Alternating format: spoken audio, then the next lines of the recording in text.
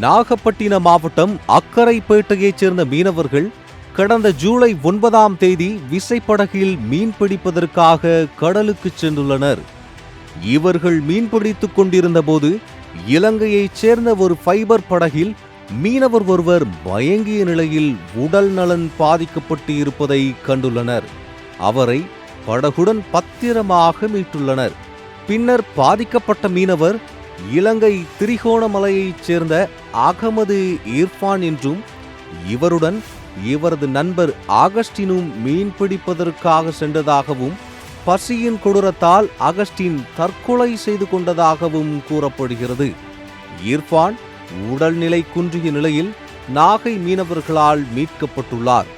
இதனைத் தொடர்ந்து இலங்கை மீனவர் இர்ஃபான் ஓரந்தூரில் உள்ள அரசு மருத்துவமனை மருத்துவக் கல்லூரியில் சிகிச்சை பெற்று வருகின்றார்.